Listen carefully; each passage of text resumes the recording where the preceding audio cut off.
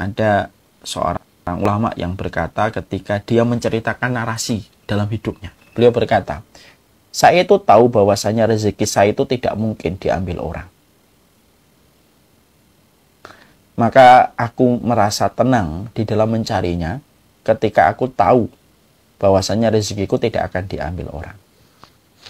Tidak aku ngoyo sampai malam dijadikan siang, siang dijadikan malam. Tidak peduli halal dan haram. Kenapa? Aku tahu rezekiku tidak mungkin diambil orang. Maka aku merasa tenang.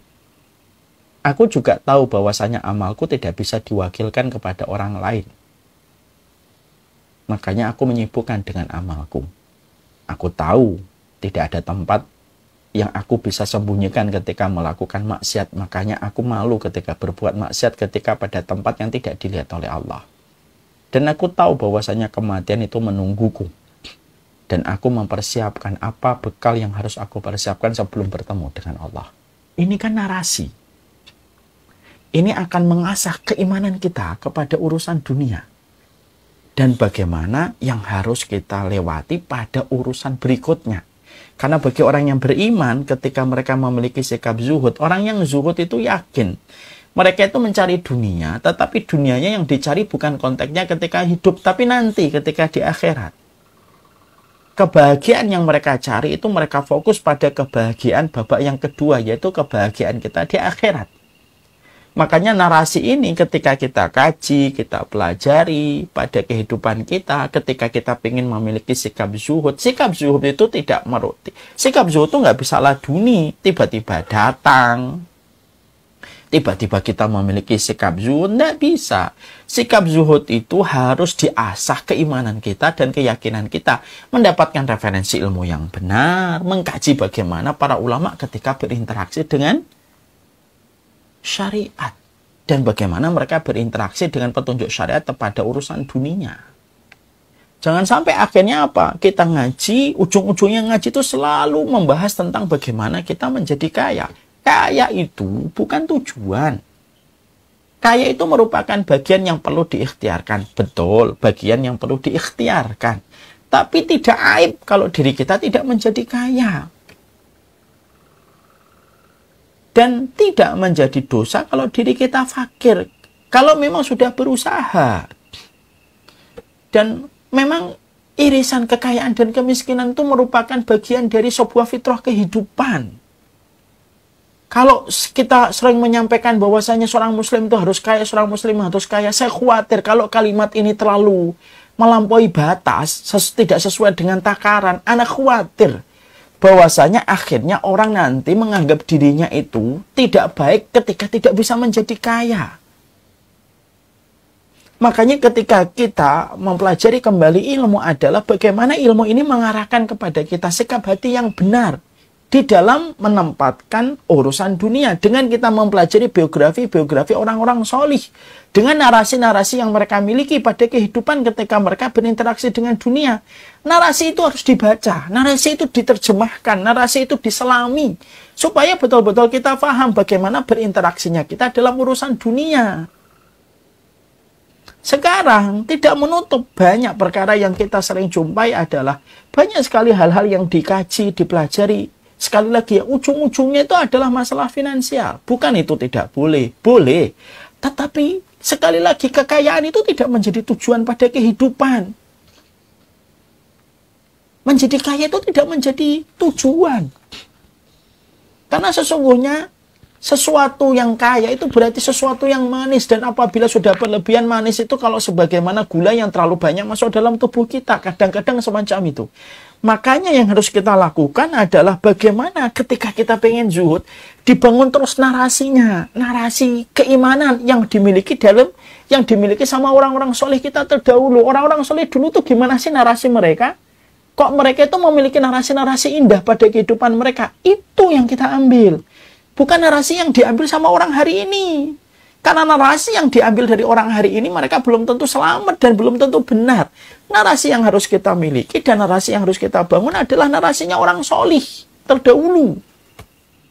Dan narasi orang solih itu tidak pernah mengatakan bahwasanya kita wajib kaya. Nggak ada. Untuk bisa menjadi kaya supaya bisa membantu boleh. Tapi apakah setiap orang nanti akan ditakdirkan oleh kaya untuk bisa membantu orang? Belum tentu. Yang kita perlukan adalah apa sih yang kita harus pandang dalam urusan dunia itu. Salah satunya ini yang tadi kita sampaikan dari perkataan Hasan al-Basri. Saya tahu dunia itu tidak akan diambil orang, makanya makanya saya tenang pada kehidupan saya. Sebagaimana kita menjumpai ada perkataan yang kemarin kita bahas itu. Ada perkataan dari seorang ulama yang mengatakan, bagaimana saya takut menjadi miskin gitu. Bagaimana saya takut menjadi miskin kalau saya merupakan hamba dari Zat yang maha kaya. Ya. Maka ini kita pelajari. Jadi bagaimana para ulama terdahulu di dalam membangun konsep hati mereka berinteraksi pada dunia itu harus kita miliki. Sikap itu harus kita baca, harus kita salami, harus kita mengerti dengan benar. Supaya narasi-narasi itu mampu kita ambil menjadi narasi kehidupan kita. Supaya kita akhirnya bisa memiliki sikap hati untuk zuhud pada urusan dunia. Makanya mempelajari kisah orang soleh itu penting.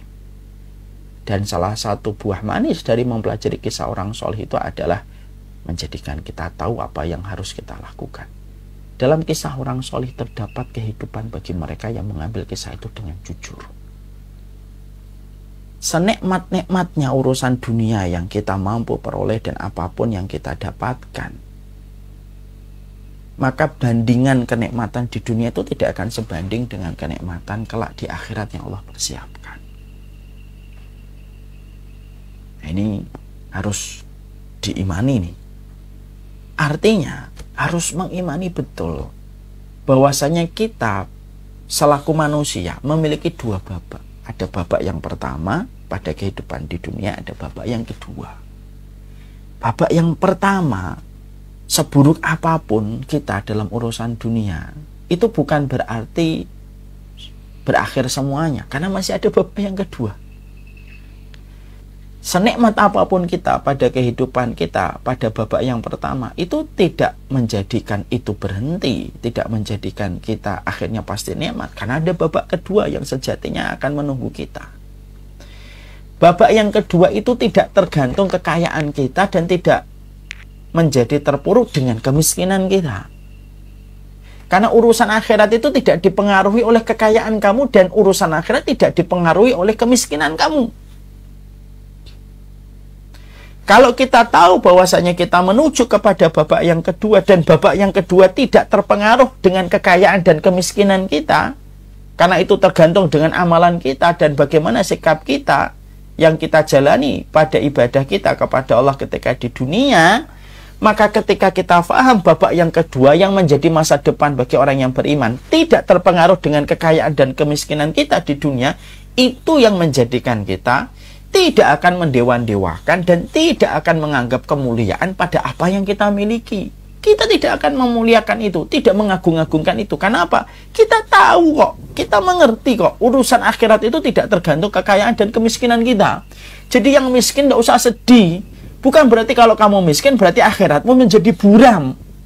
Kalaupun kaya, jauhlah sombong, karena sesungguhnya kehidupan akhirat itu belum tentu kekayaan yang kamu miliki bisa membawakan pula dalam kehidupan di akhiratmu.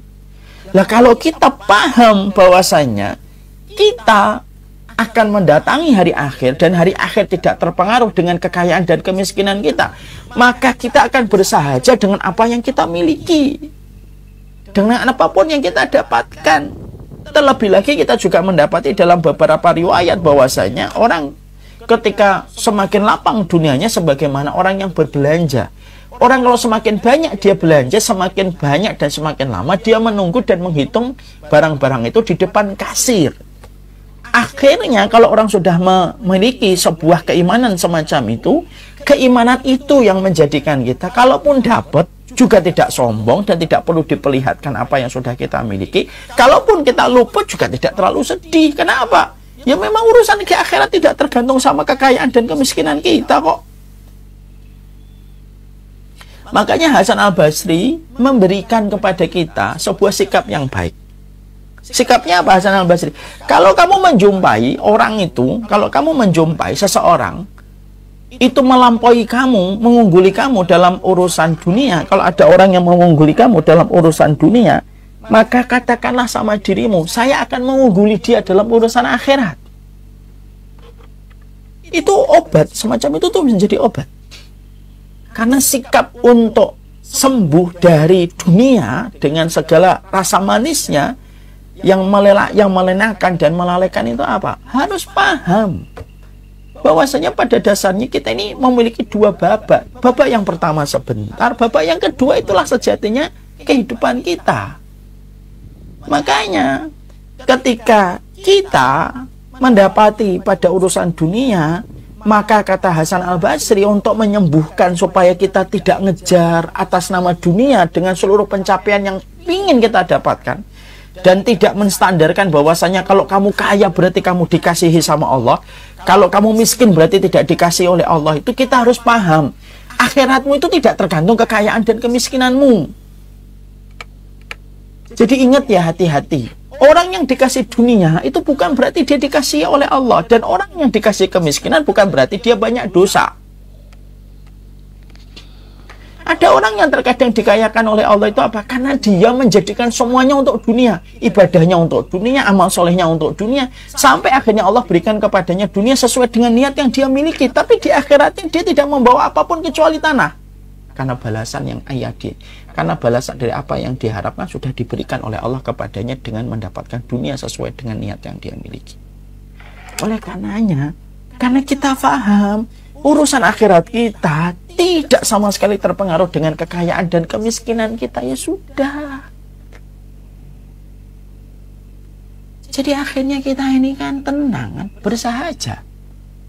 Kita ketika meninggal dunia, kita membawa bekal yang sama, yaitu adalah kain kafan dan 2x1. Beda, ada kultur agama yang lain tuh kalau meninggal membawa seluruh kekayaan yang dia miliki lalu dikubur bersama dengan dia ketika dikubur. Agama kita nggak gitu. Agama kita sama sekali tidak sama sekali urusan akhirat itu terpengaruh dengan kekayaan dan kemiskinan kita. Makanya itulah yang menjadikan akhirnya kita paham. Ketika kita paham urusan akhirat sejatinya jauh lebih besar daripada urusan dunia, maka urusan kita berada di ruang tunggu dunia itu harusnya tidak menjadi masalah besar dari apapun yang terjadi. Karena apa? Karena itu hanyalah sebagaimana sepenggal waktu di ruang tunggu, yang tentunya kita akan melanjutkan pada perjalanan berikutnya di babak yang kedua. Dan babak kedua itu yang paling penting. Apakah kalau kamu kaya berarti akhiratmu menjadi lapang gitu? Enggak kok. Apakah kalau miskin lalu akhirat kita menjadi buram? Enggak kok. Bukankah surga itu diisi sebagian besar dari penduduk surga itu fuqara dan masakin, kata Rasulullah? Lalu apa yang menjadikan kita langsung terobsesi untuk terus kaya dan kaya, kaya dan kaya, lalu memandang aib pada kemiskinan? Saya itu suka geli gitu kalau ada orang mengatakan sebab kemunduran kaum muslimin itu karena mereka miskin-miskin. Kata siapa? Kemiskinan itu sebab dari kemunduran. Para sahabat itu miskin, sebagian dari mereka. Tapi peradaban itu mulia di tangan mereka. Karena mereka menempatkan urusan dunia itu bukan menjadi puncak penilaian mereka pada kehidupan. Bukan berarti kita tidak boleh kaya. Kan saya sudah sering mengatakan berulang-ulang, menjadi kaya itu boleh, tapi menjadikan hidup kita tujuannya kaya itu yang nggak boleh. Makanya akhirnya Rasulullah itu kalau menghibur orang dalam urusan dunia, kalau dia nggak dapat, caranya gampang kok.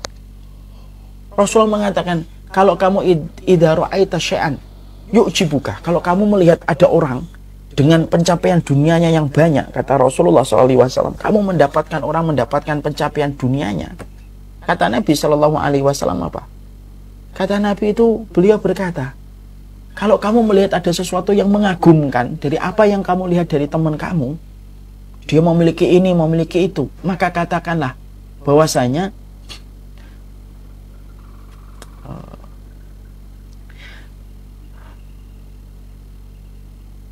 saya lupa itu. Rasulullah SAW itu menyampaikan, jadi kalau ada kita melihat bahwasanya kehidupan dunia itu kita jumpai dari orang, maka katakanlah bahwasanya dunia akhirat itu lebih baik. Akhirat itu sejatinya lebih baik dari apa yang kita temukan, dari apa yang kita lihat dari teman ataupun pencapaian dari harta orang-orang yang ada di sekitar kita.